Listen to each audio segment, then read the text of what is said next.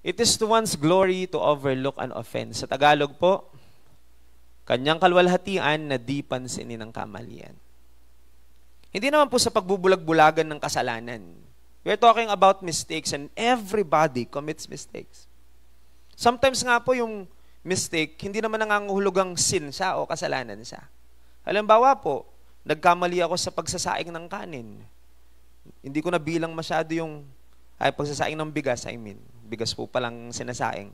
Kanin yung naluto na. So sa pagsasaing, hindi ko na bilang masyado. O kumonti ng isang takal na tubig. Nagkamali ako. Nagkasala ba ako sa Diyos? Hindi. Because everybody is prone to mistake. Yung mga ganong klaseng kamalian, mga kapatid, ang sinasabi ng salita ng Diyos, kung mapapalampas mo na, palampasin mo na. Marami po kasing mga tao nagkakasala dahil sobrang critical sa mga ganon. Pinapansin natin, ultimo maliliit na bagay na pagkakamali.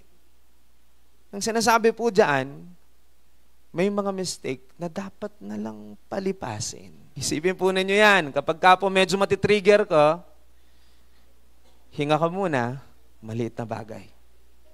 Kung maliit na bagay, mga kapatid, at mahuhulog ang bunga ng pagpapasensya, at mahuhulog tayo sa kasalanan ng pagkagalit, tandaan po natin, kailangan nating sabihin sa ating sarili, walang ibang magsasabi niyan, tayo ang aalala niyan, maliit na bagay. Hindi po natin dapat binibigyan ng isang maliit na bagay ng pagkakataong makasira ng malaki sa buhay natin.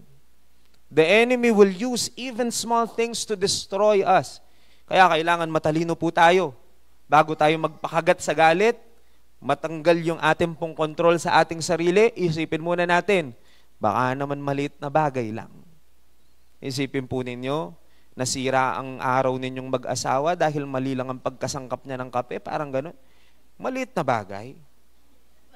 Nakuha po ninyo, may mga bagay na maliit lang, pero napapalaki natin. Kapag malulus natin yung temper natin, o kaya gusto nating magalit, panalangin ko po, at the back of our mind, may marinig kang maliit na bagay. Sometimes ang ikinagagalit ng tao, pag inisip mo mabuti, maliit na bagay lang. Nagiging exaggerated lang pagbinsan dahil sa paraan ng pagharap mo sa isang maliit na bagay. Ang pagpili na palampasin ng isang maliit na bagay o pagkakamali ng iba ay hindi naman nangangahulugan ng pagbubulag-bulagan sa mali. We are just talking about small things.